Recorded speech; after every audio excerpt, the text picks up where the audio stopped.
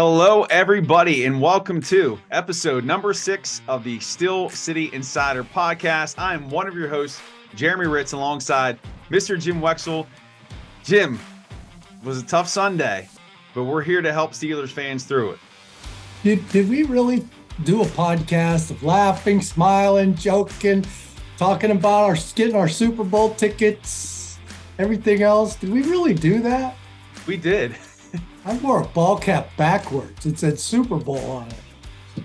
You know, now I put my good shirt on, comb my hair, put my best cologne on, and I studied. I'm ready. I got the brown stuff. It's like, if I felt like while I was studying and getting all these nuggets for the show, I thought, man, if I'm putting all the work in, how much work do we think the players are putting in this week?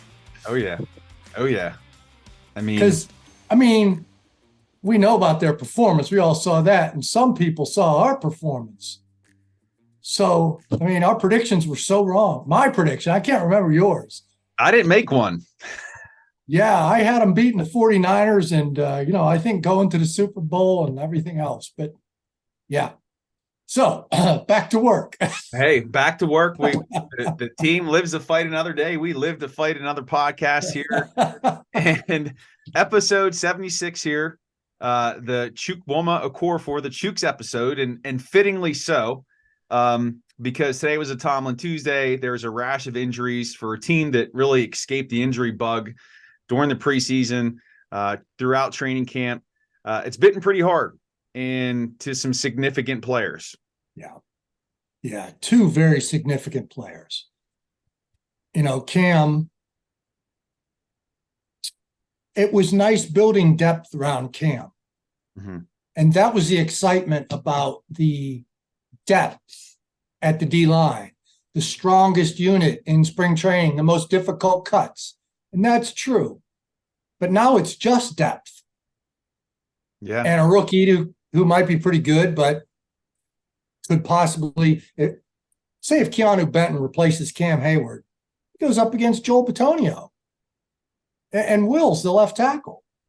That's not going to be easy. And I know it's not going to be Benton because they're going to keep calling him a nose tackle. I just think he's more of a defensive tackle, but he played well as a nose tackle, played better than Montravius Adams.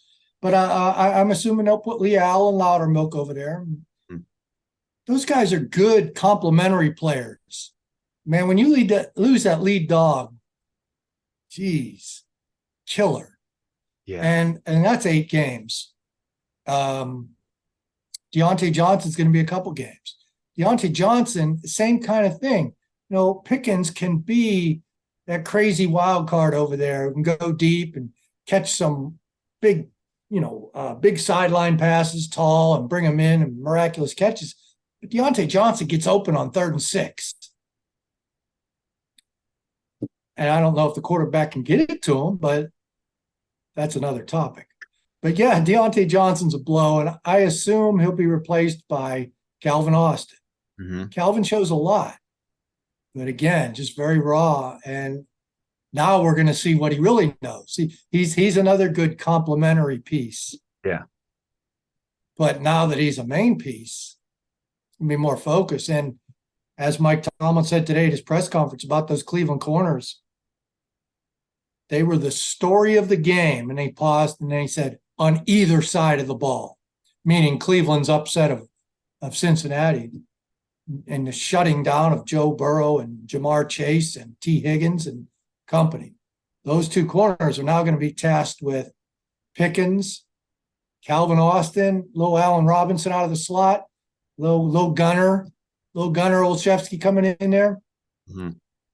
Yeah, there's some that's why you put your nice shirt on and do the podcast this week and you do some homework. Yeah. It's you got to go to work. Got to go to work. And let's dig in a little bit more in talking about Hayward. Yes, he is a stud player, but more so too, the intangible component, his leadership on the field for a lot of these young guys. It's going to force, Benton, it's going to force Loudermilk to really, it's time to put up. Now, we didn't think it would be this early, but they're going to be put on the spot. And the same thing with Austin. You mentioned Austin stepping in for Johnson. To look at this from the positive, optimistic standpoint, this is an opportunity for these guys to prove that, hey, I belong in the league. And I'm not saying playing up to the level of Cam Hayward or Deontay Johnson, but here's an opportunity. Yeah. Well, you mentioned about the leadership, and Mike Tomlin was asked about that today, and he said, Cam won't leave the team. The leadership will remain, won't be on the field. But maybe someone like Minkah steps up and does what he did against Cincinnati last year, where he was very vocal. I couldn't remember another game where he was so vocal, everywhere, hitting hard. I don't even know if he played last week. Mm-hmm. So, now maybe Minkah steps up. Maybe one of those inside linebackers steps up. TJ, TJ's a good leader, and we saw him and we heard him last week. But that's the kind. I don't know that Leal steps up as that leader, but someone like Minkah may. Yeah. And was there any mention by Tomlin about a core four? Because I know there toward the end of the contest, he was out. Is he going to be able to play? Was he concussion protocol? He's in concussion protocol. And coaches never make predictions about what's going to happen at the end of concussion protocol. Mm-hmm. But Tomlin let slip at the end of the press conference that he expects Chooks and Freiermuth and who are some of the other injured guys? The Nick guys, Larry Ogunjobi. Mm-hmm. He expects them to play. They're going to miss early in the week. James Daniels, the right guard. Okay. It sounds like they're all going to play. And I tell you, it's big. Chooks, and I know people still blast Chooks. It's the worst lineman, but Dan Moore, when he had a bad game, of course, but when he goes to right tackle, he's really bad. And when he was supposed to battle Zach Banner the year, and they were going to put Chooks at left tackle, remember? Chooks didn't do that well at left tackle, so they moved Moore back, and Moore was playing so badly at right tackle. I think that's what made him the left tackle, because he was so bad at right tackle. And he got some plays here and there at camp, but we saw in the game, it's just really not natural for him over there. Yeah. Yeah. Not a good way to start the season there at all. Broderick Jones looked okay, and maybe he could survive, but I assume they'll start Dan Moore at left tackle, and Chooks, if he returns, will be the right tackle. Right. Well, we got to talk about it a little bit, and we've hinted to it here, with some of these injuries that came out of the game. But the Steelers dropped their opening contest 30-7 against a very, very good NFC team in the San Francisco 49ers. I was at the game, Jim, and I wanted to make sure that I said something about this too. 67,679 fans in attendance. I've never seen an opposing team show up like the Niners did. It almost felt like how other teams feel when the Steelers Nation comes in and takes over. It's crazy. I've said this for a while, because I came here as a eighth grader. I moved here in the eighth grade. I was from Chicago. Lived a little bit in Buffalo first. I was from Chicago, and I was a rabid Bears fan. And the 85 Bears were just wonderful. And I think it was 86 or 87, they came to Pittsburgh. And we took over Three River Stadium because it was the 80s for the Steelers. And it was 87, I forget, maybe 88 for the Bears. They were still, everybody who was a Bears fan from 100 miles around, or maybe even from Chicago, it was a good opportunity to go see them when otherwise they would be sold out at home. Yeah. So it's about winning. You're used to Steeler fans taking over stadiums. It's because they've won 2 Super Bowls recently. But in the 80s, they let people take over their stadium, at least Bears fans. And I think the Cowboys fans took it over in 92 or something like that, when the Cowboys were riding high. Mm-hmm. It happens. Yeah. It did surprise me, because I thought there was a lot of excitement about the team this year, and it would be a difficult ticket. And it's not like there are San Francisco fans in the tri-state area like there are Pittsburgh fans in other areas. Hmm? You know, the diaspora, the migration of Pittsburgh. They moved out from when the steel mills died. There hasn't been anything like that in San Francisco. They paid top dollar to get on airplanes and come all this way. Man, I was shocked, and I can't imagine what it would have been like for you to come. Hey, because I went to the game too, don't get me wrong, but I was paid. I was working. Yeah, it was paid. Yeah, and I will tell you that I was feeling some type of way when that "Let's Go Niners" chant echoed throughout the stadium. It hurt. It hurt. Even though I am media, I'm objective media. So hey, you paid for a ticket. You were a fan that night. That's okay. I was. But let's talk about the loss. You know, I know we want to move through it so we could talk about the Browns, because there's no time to sit here and lick their wounds. They've got to gear up for their first AFC North battle here. It's at home Monday night. But what stood out to you in this loss, and probably the best place to start, is with Kenny Pickett. For as precise and accurate as he was in the preseason, it was the exact opposite. I don't know. I mean, that he bounced his head off the ground on his first series, right? Mm-hmm. I didn't notice that until it was brought up on the internet later. The slipping, was the timing off? You know, Deontay Johnson, that was a high pass that I can't blame all on the slip that was intercepted by Deontay Johnson, because it was a bad pass. But perhaps Freiermuth tried to come back for a ball behind him, and they were slipping. Was it the field? Was it Kenny being concussed? Was it Kenny being nervous? Was it poor timing and poor play, not calling, but play design?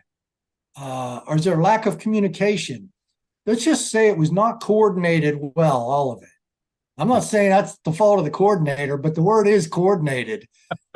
It was not a good offense, and the coordinator's got to eat this one, and the head coach has to eat the fact that he kept the coordinator, right? Yeah. But it could have all been just a horrendous game by Kenny Pickett, which it was. You know what's funny? We saw how bad he played. His passer rating was 68.4. Mm-hmm. You think Joe Burrow's was higher or lower? I'm just gonna go with lower. Yeah, it was lower. 52.2. Wow. Can you guess which other quarterback Kenny Pickett ranked above in passer rating? Just guess one. Lamar Jackson. Deshaun Watson. Yeah. Interesting. In a rocking chair ride of a win, he had a 67.3 passer rating. Wow. He was 16 for 29, sacked 3 times, 154 yards, threw a pick. Nothing great. So there's some hope. And even on Kenny Pickett, I thought that was the worst game I ever saw him play. Even on his worst game, numerically, he was better than the quarterback who's coming into town this week. So here's one thing that stood out to me. I wanted to run this by you, see if you felt the same way. But it reminded me of the issues that have occurred in the past with this offense, that there's no rhythm that's established in terms of running the football. It's just all awkward. You're trying to manufacture this running game as opposed to it being rhythmic. And would they carry the ball 10 times? They ran another one of those jet sweeps, but it just didn't seem like the offense or the plays, there was any rhythm, or they're building sequentially off of a concept. It just felt like, all right, hey, let's do jet sweep. All right, let's run 4 verticals. I mean, again, I don't want to put this all on Canada, but it just felt like the same old ineptitude. I don't know that designing a run game against that run defense. I like the concept of using the pass to set up the run, but not a jet sweep. 2nd and 4 would have been a great. Now we give the ball to Najee. You know what I mean? Yeah. Okay. If he only gets 2, then still 3rd and 2. And you've given the ball to Najee. You've got him going. You've got Pickens going. You've got Pickett with a completion. And that's, I think, what you're talking about with rhythm, not just the running game, but just rhythm for your key players. Yeah. Yeah. Let's surprise them with Calvin Austin later. Yeah. I mean, I think San Francisco came into the game and said, hey, this little guy, 19, is real fast. Okay, let's run him the second play.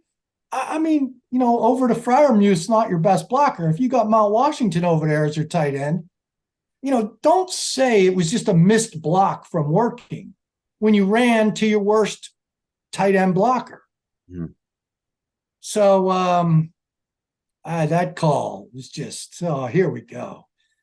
That would have been a good time to give it to Najee, get Najee involved. 2nd and 4. You hate to give it to him on 1st and 10 because, it's now going to be 3rd and 9 by the time you establish the run. Right. So, 2nd and 4, boom, give it to Najee. And then you get him some rhythm, So then you're in a 3rd and short situation. And then maybe you do your little QB sneak, build a little bit of confidence and, see, we should be calling the games. Well, we would have had Kendrick Green back there because Kendrick Green wouldn't just be the fullback. He'd be your push the sneak guy. Yeah. Yep. Did he start for Houston? I didn't even see. Oh, I don't know. I am not going to follow his career. We're going to have to see him in a couple of weeks. I don't want to watch him play center. But, San Francisco has a fullback. That's supposed to be some kind of high-tech offense. They have a fullback, and they use that dude. I'm not going to try to attempt to pronounce his name, but he's really good. Yeah. Kyle something. Yeah, I'm not either. I'm not either. Yeah. So, offensively, really nothing to speak of or to talk about other than it was just bad. And then if we flip over to the defensive side of the ball, we can't really say it was much better outside of TJ Watt, who did come to play, with his 3 sacks, just his all-out effort. But, the backbreaker was the big touchdown run by McCaffrey just when it looked like the team was maybe getting some footing and was going to get back into the contest. And then he rips off that 65-yarder. And then, maybe the run defense issues have not been solved. Yeah, maybe the linebackers. Although I tell you, that San Francisco offensive line really got after it on that play. And McCaffrey, Nick Chubb's coming to town too. Probably the 2 best backs in the league. Yeah. Those are 1st-round draft picks. Don't say that you don't draft a running back in the 1st round. Now that it's unlike the old days when there were 5 fantastic running backs who dominated ball. We haven't had that in the NFL, and that's why people devalue running backs, also because they don't last long. But McCaffrey and Chubb, I'd take them in the 1st round all over again. I think they're the kind of players that make running backs even more valuable. When you get that rare guy that is really a playmaker like that and is durable and can get there to a 2nd contract, that's really valuable. It's rare in the game. So McCaffrey's special. I think if you can name a better running back, go ahead, but he strikes me as the best running back in the league right now. Yeah. I wasn't aware he had so much power. I knew he had the speed and the moves. Yeah, that was definitely it was a great run, great blocking. I mean, it was really just a clear path to the end zone. You had to make that nice little move there toward the end.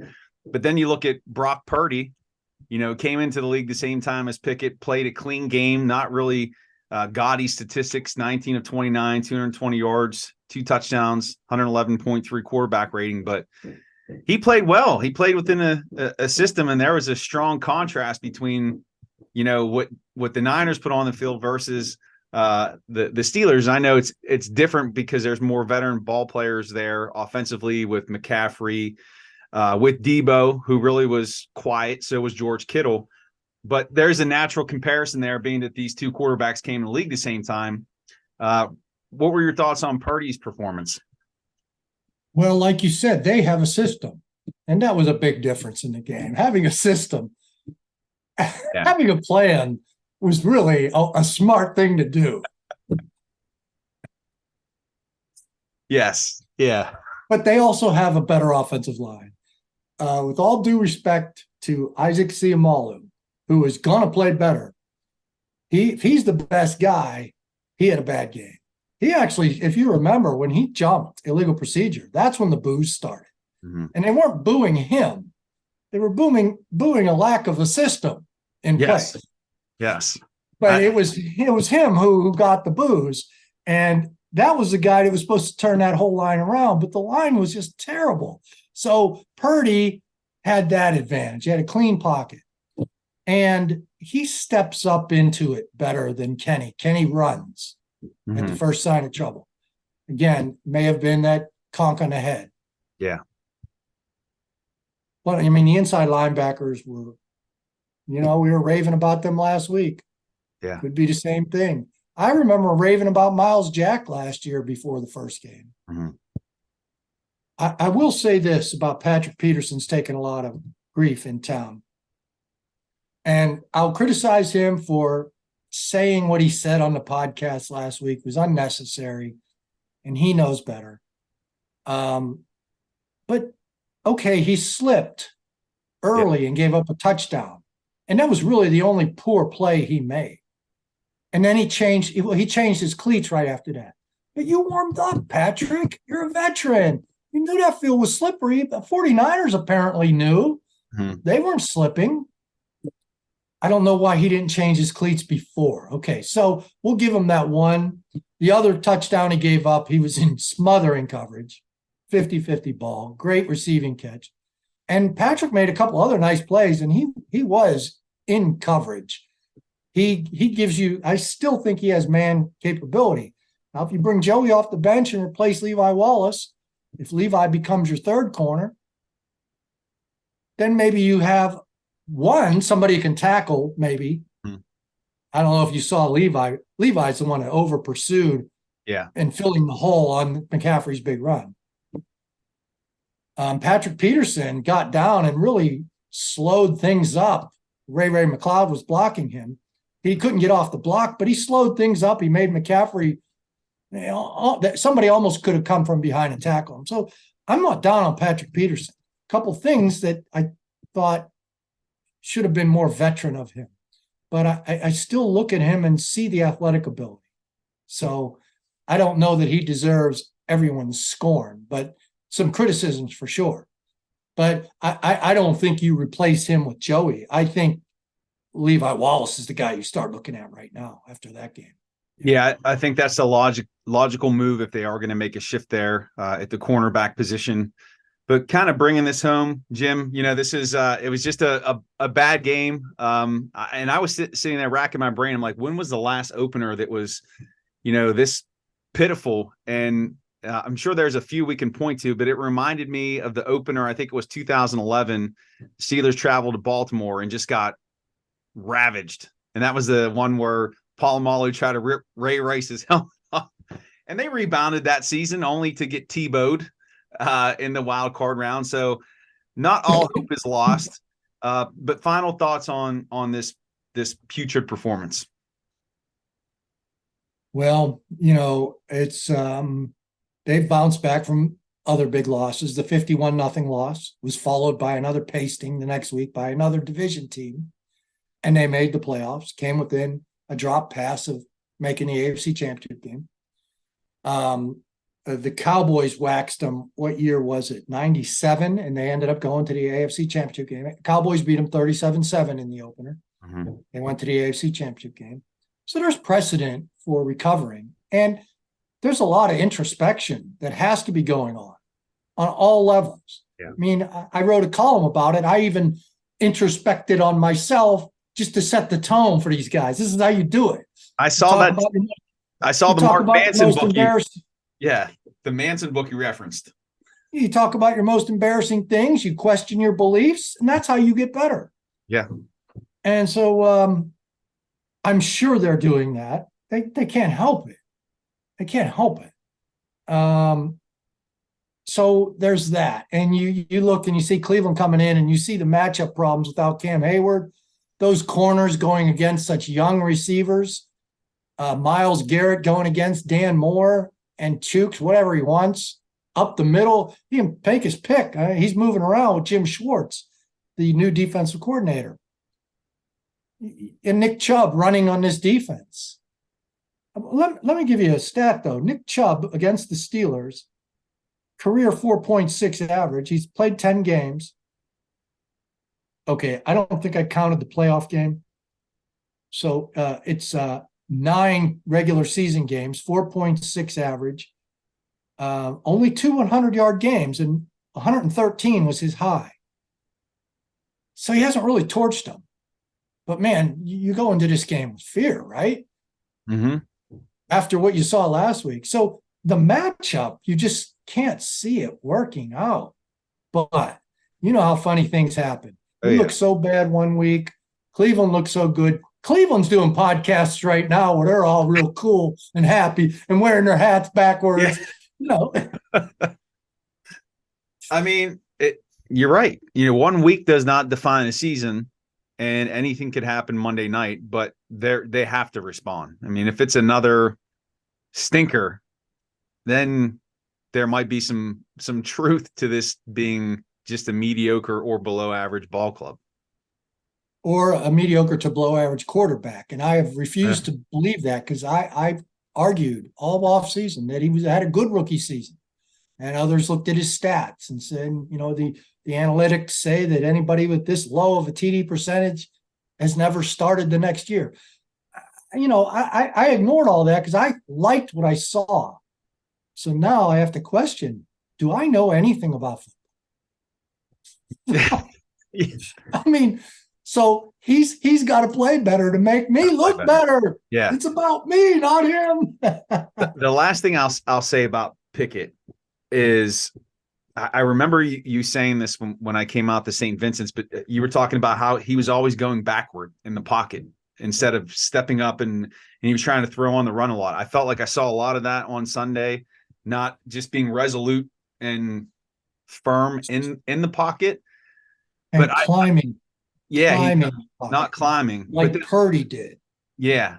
But then also, too, I still, even on the short to intermediate passes, I'm still not seeing the zip to fit it in a window, or just, and maybe that's just me. And I'm not saying this game speaks for what he's going to do, but that's becoming more of a concern for me.